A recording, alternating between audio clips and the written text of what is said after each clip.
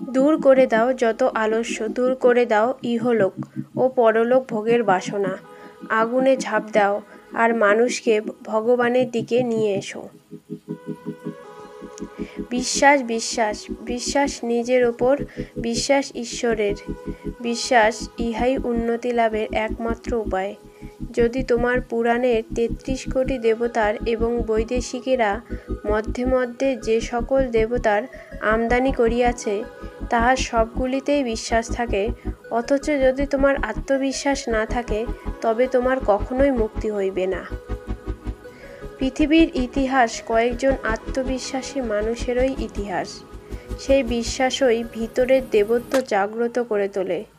তুমি সব কিছু করিতে পারো, অনন্ত শক্তিকে বিকশিত করিতে যথোচিত যত্নবান হও, না বলিয়াই বিফল হও। যখনই কোনো ব্যক্তি বা জাতি আত্মবিশ্বাস হারায় তখনই তাহার বিনাশ হয়।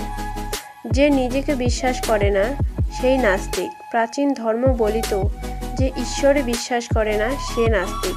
নূতন ধর্ম বলিতেছে যে নিজেকে বিশ্বাস করে না সেই নাস্তিক। কখনো ভাবিও না আত্মার পক্ষে কিছু অসম্ভব, এরূপ বলা ভয়ানক নাস্তিকতা। যদি পাপ বলিয়া কিছু থাকে তবে আমি দুর্বল বা ওরা দুর্বল এরূপ বলাই একমাত্র পাপ। তুমি যাহা চিন্তা করিবে তাহাই হইয়া যাইবে। যদি তুমি নিজেকে দুর্বল ভাবো তবে দুর্বল হইবে, তেজস্বী ভাবিলে তেজস্বী হইবে। বিফলতা, ভ্রম থাকিলেই বা গরুকে কখনো মিথ্যা কথা বলিতে শুনি নাই, কিন্তু উহা চিরকাল গরুই থাকে, কখনো মানুষ হয় না। অতএব বারবার বিফল হও, কিছুমাত্র ক্ষতি নাই। সহস্রবার ওই আদর্শ হৃদয়ে ধারণ করো। আর যদি সহস্রবার অকৃতকার্য হও আর একবার চেষ্টা করিয়া দেখো। মানুষকে সর্বদা তাহার দুর্বলতার বিষয়ে ভাবিতে বলা তাহার দুর্বলতার প্রতিকার নয়, তাহার শক্তির কথা স্মরণ করাইয়া দেওয়াই প্রতিকারের উপায়। হে আমার যুবক বন্ধুগণ, তোমরা সবল হও, তোমাদের নিকট ইহাই আমার বক্তব্য। গীতাপাঠ অপেক্ষা ফুটবল খেলিলে তোমরা স্বর্গের আরও নিকটবর্তী হইবে।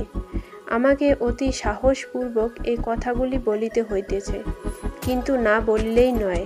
আমি তোমাদিগকে ভালোবাসি, আমি জানি পায়ে কোথায় কাঁটা বিঁধিতেছে। আমার কিছু অভিজ্ঞতা আছে, তোমাদের বলি। তোমাদের শরীর একটু শক্ত হইলে তোমরা গীতার আরও ভালো বুঝিবে।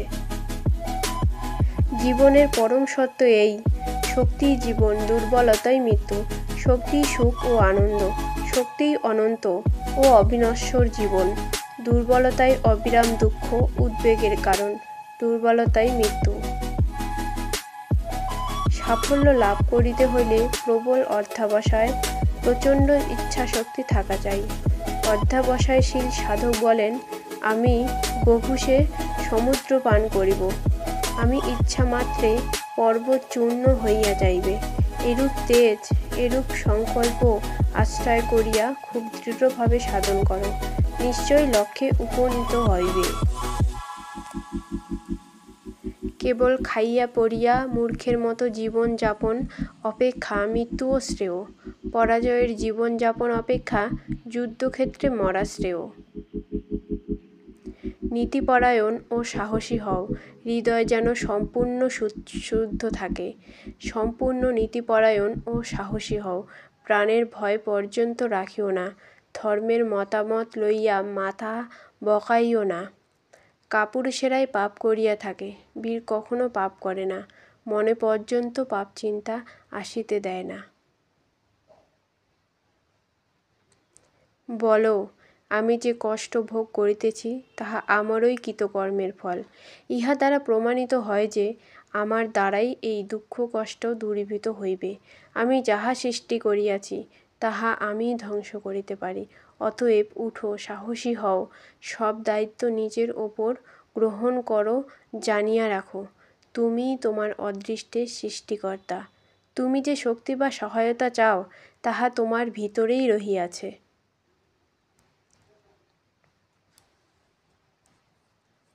পরোপকারই ধর্ম, পরপীড়নই পাপ। শক্তি ও সাহসিকতাই ধর্ম, দুর্বলতা ও কাপুরুষতাই পাপ। স্বাধীনতাই ধর্ম, পরাধীনতাই পাপ। অপরকে ভালোবাসাই ধর্ম, অপরকে ঘৃণা করাই পাপ। ঈশ্বরে ও নিজ আত্মাতে বিশ্বাসই ধর্ম, সন্দেহই পাপ। অভেদ দর্শনই ধর্ম, ভেদ দর্শনই পাপ।